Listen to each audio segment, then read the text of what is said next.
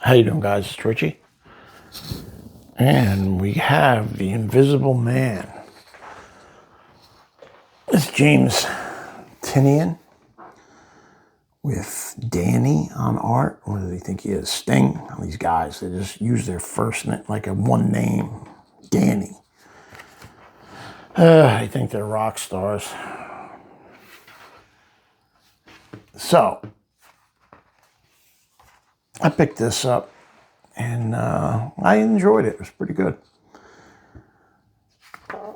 So Brad Simpson, the colorist, Becca Carey is the letterer. It's almost like a Sin City type feel to the art. And this is a take on The Invisible Man, the old Universal monsters. I did Frankenstein, which was great. And now we're checking out The Invisible Man. So all of a sudden, this cop is getting choked. "I'll throttle you," he says.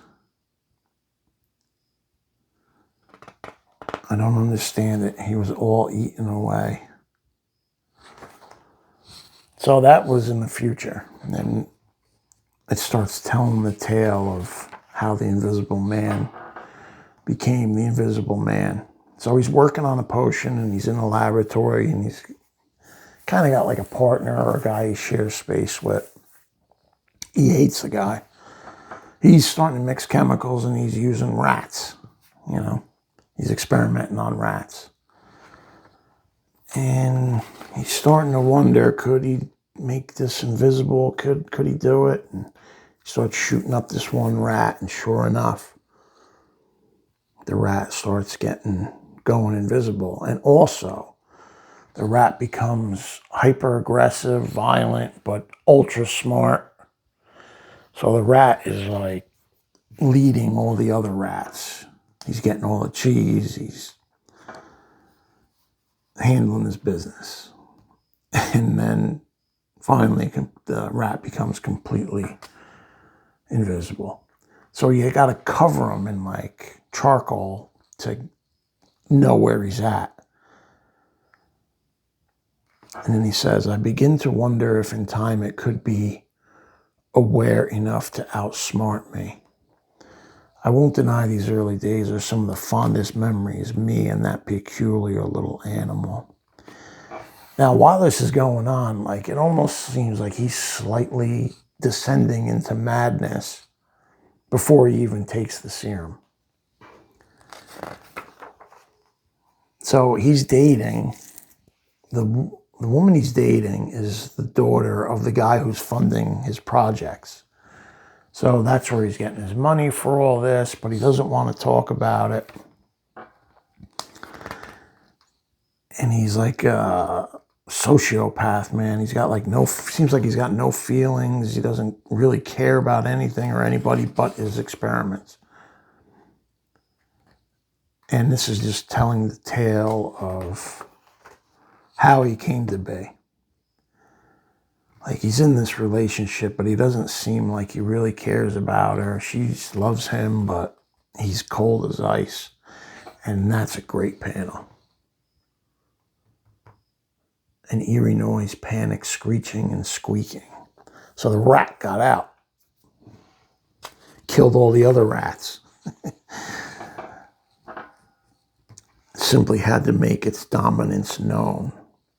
So I'm assuming watching how this rat is acting is probably how the guy is going to start acting once he starts taking the serum himself.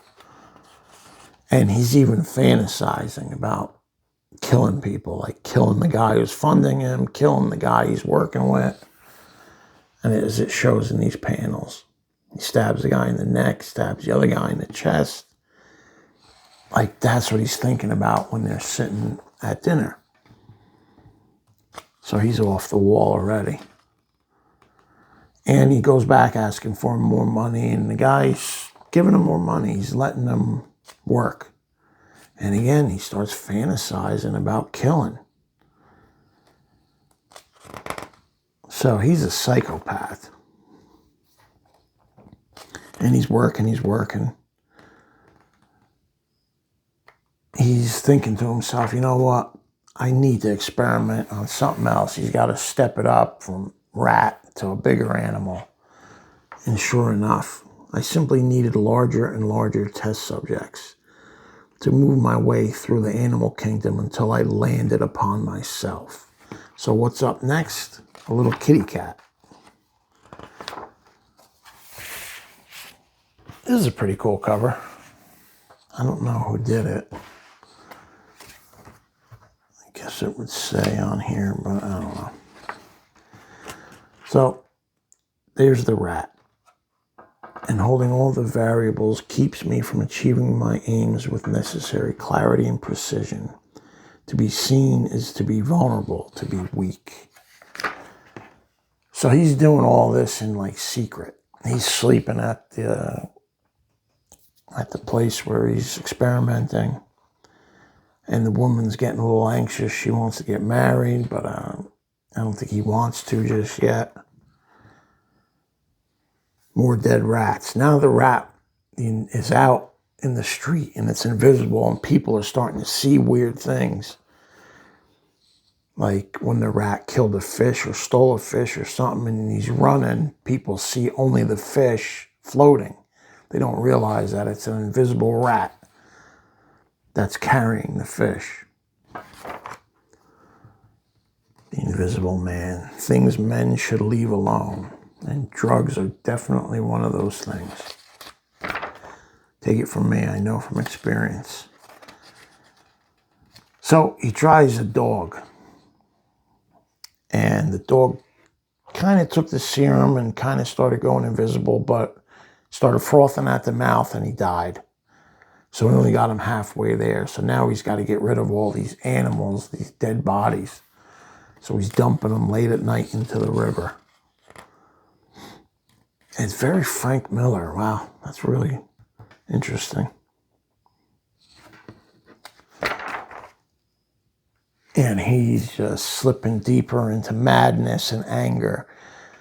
So he injects the cat, and then the cat attacks him, scratches him, but the cat's invisible now. It was too clever to capture again. I was certain of that. But I felt his invisible eyes on me each time I walked the night road. So the cat is watching him because he knows that, wow, this guy changed me.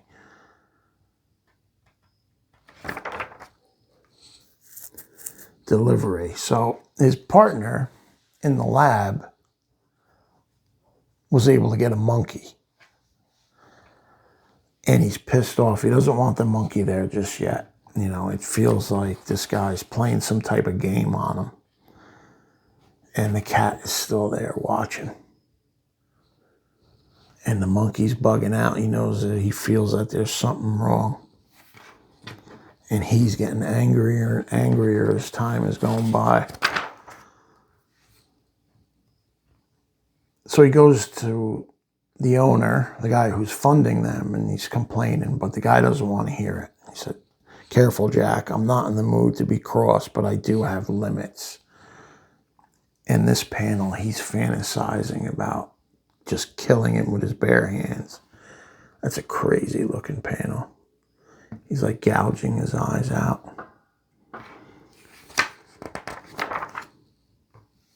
Meanwhile, he's fantasizing about killing people, and then he's pretending to be in love, which is just a facade.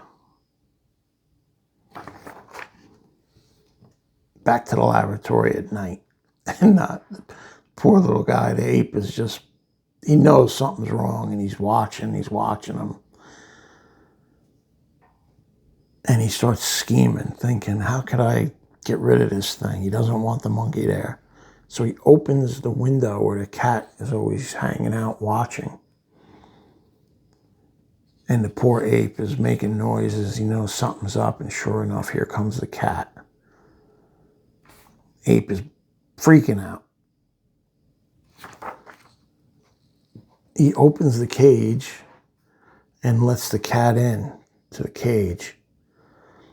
He goes, "I was a scientist after all. I required evidence." He wants to see if the cat is superior now after his shot of whatever drug concoction he gave him, and here he is just bugging, wearing sunglasses now. He's got blood on his lab coat. So the cat does in the monkey, kills it.